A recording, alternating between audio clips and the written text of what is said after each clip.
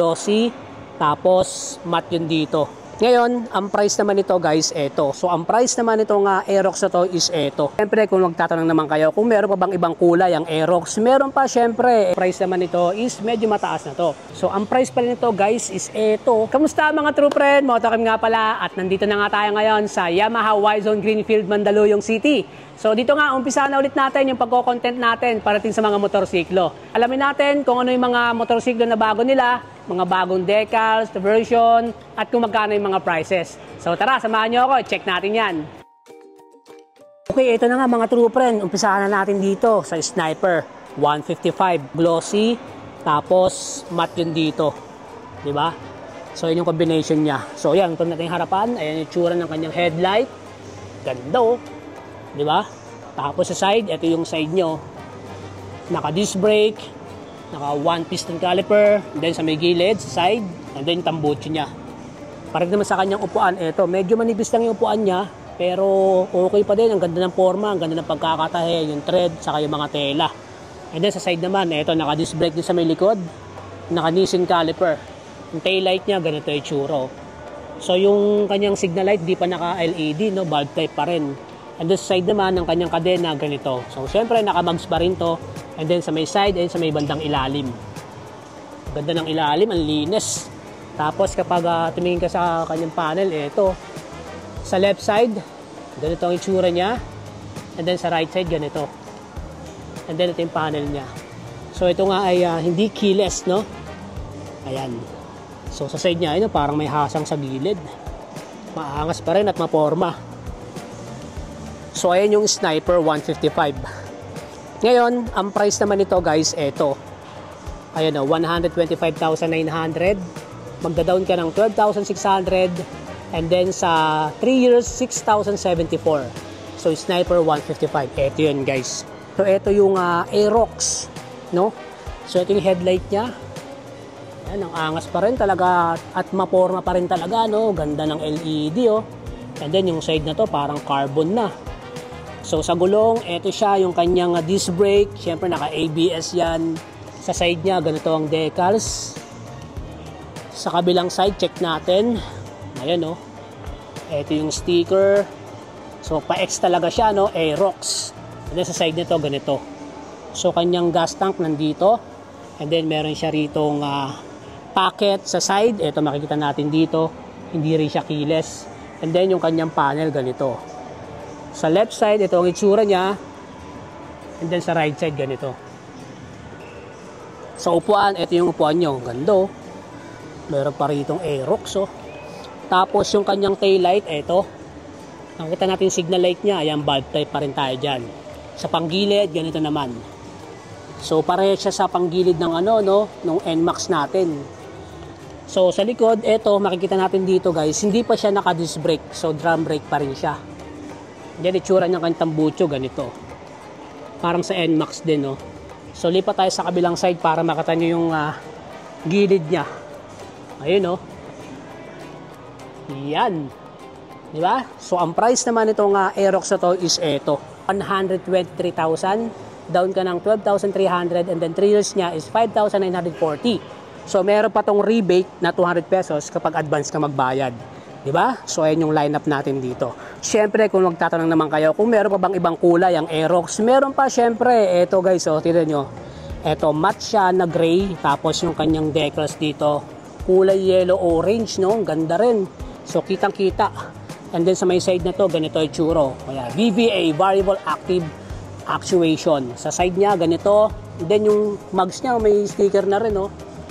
So, itong kulay pala na to, guys, is ano, hindi siya keyless. Ayan. So, hindi siya keyless. Ito yung panel. So, same lang din sa pinakita natin kanina. So, itong kulay na to, at saka yung kabilang side, ito yung mga hindi keyless. Okay? So, ayan. Para sa mga naghahanap lang ng Aerox na iba yung kulay. So, ito yung gray. And then, ito naman yung glossy na gray. So, hindi ko alam kung ano pinakatawag nila rito. Parang metallic glossy gray yata. Ayan, ganito yung tsura nyo. Di ba? Ayan. And then yung mags naman ito, ayan, may kulay na. Para siyang blue-green. And then sa may side, ayan o. Combination ng blue-green and then red yata to. No? So yun nga, ito nga ay hindi naka-disc brake. Okay? So, ang price naman tong Aerox is eto. 123,000 pesos. Down ka ng 12,300 and then mag-monthly ka ng 5,940 sa 3 years. Okay? Ganito yung kanyang ignition. So, sa mga naghahanap naman ng keyless, eto na guys. Eto naman ang itsura niya. Ayan, no, kulay white na may combination ng red yung kanyang decals, no? Ito yung itsura nyo. Ayan yung sa may side. Ito sa may harapan. Ayan, color white. Yung pagka-white niya is para siyang pearl white. Ito yung sa may gulong. Ayan, may sticker na rin siya. Aerox. Okay, sa may side, ito. Ayan. So, pakita nga natin ulit yung kanyang panel. Ayan, may white. And then, yung ignition natin, ayan. Keyless na tayo dito. Then, gas tank. Yung upuan niya, ang ganda ng pagkaka-curve. Ang ganda rin ng pagkakatahi. So, may nakalagay pa rito, Aerox. Diba? So, ito yung glossy na white or pearl white. And then, ito naman yung isa na matte color naman siya. Ayan, matte color naman siya. So, ito, keyless din to Ayan. And then yung decals niya, ito makikita natin dito na glossy, itong part na to. And then combination ng matte. So para siyang bronze na, yon, tama. May, ano siya, sticker niya black and bronze. Kahit na keyless na to, ito ay naka drum brake pa rin. Ganito yung itsura ng shock nila sa keyless. And then sa harapan, ganito. Ayan. Ayan, may sticker ng Aerox. And then yung headlight. Ganda, no? So, kanina, 123 yung price niya. Ito naman, ang price naman nito is medyo mataas na to.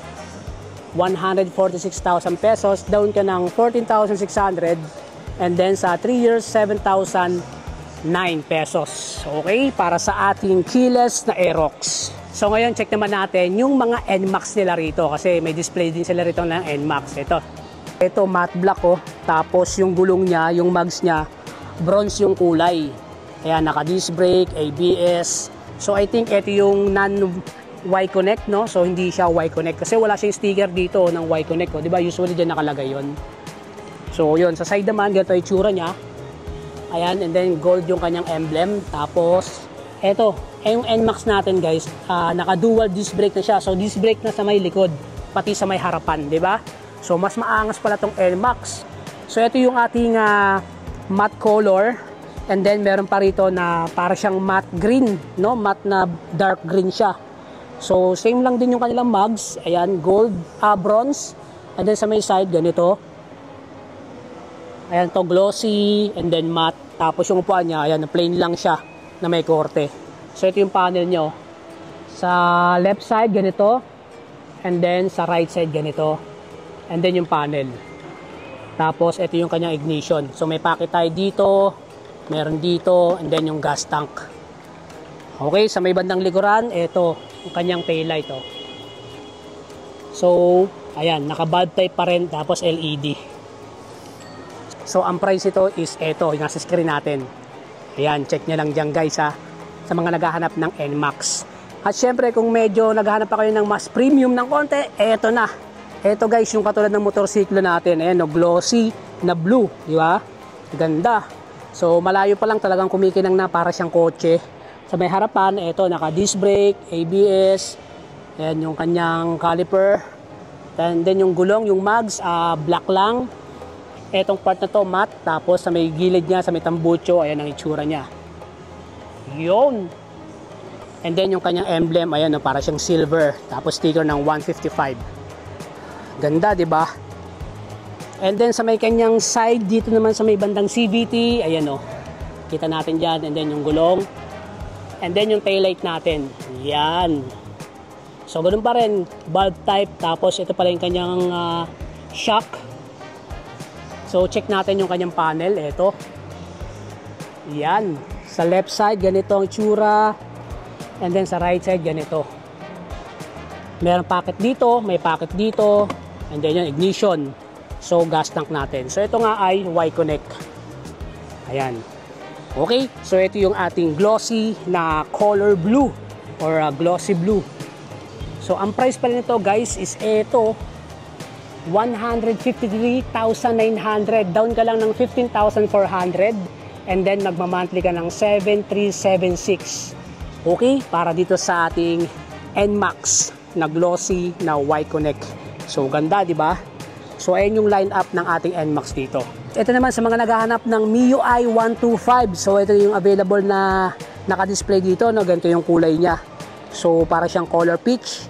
Ito yung gulong, naka-disc brake, caliper, and then sa side na to, para siyang carbon, no? Ayan yung sticker niya. So peach, no? Pwede sa ating mga lady riders. Ayan, sa may gilid, ayan, no? Naka-air-cooled, ganito yung tambucho. Siyempre, naka-single swing arm. And then yung taillight niya, ganyan, no? Sa side naman, ganito, meron pa rin siyang kickstart. Ito yung itsura ng kanyang shock. And then meron siyang kill switch. Side stand kill switch. Ayan.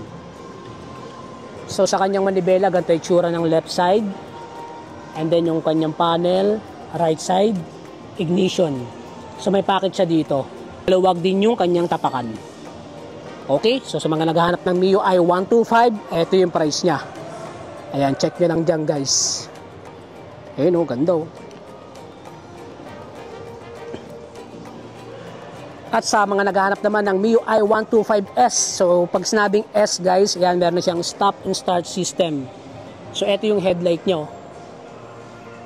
Yan, then yung gulong, naka-disc brake, ito yung side. And then, sa may tambucho, ganda ng kulay, ganda ng pagkaka-blue nito. Oh. Di ba? Tapos yung panel niya, ito. Left side, panel, and then right side. Ignition, tapos may pocket, may sabitan dito, tapakan. Ayan. Di ba? And then ito yung kanyang upuan. Ayan, yung leather. Ang ganda ng pagkakatahi. Two colors, no? Two tone. So ito yung kanyang emblem. Okay, MIUI 125S. Ito naman, MIUI 125. Alright, so yun yung lineup natin parating sa MIUI 125. At ang price pala nito, eto guys, check nyo. Yan, ganda, di ba? So yun na nga mga trooper, nakita nyo na ang iba't ibang klaseng mga motorsiklo ng Yamaha at yung mga prices nila. So abangan nyo pa yung mga susunod nating upload at ipapakita pa natin yung iba't ibang klaseng mga motorsiklo ng iba't ibang klaseng mga brand. So huwag nyo magkalimutan na mag-follow or mag-subscribe sa ating Facebook page at YouTube channel. So paano? Ride safe and God bless!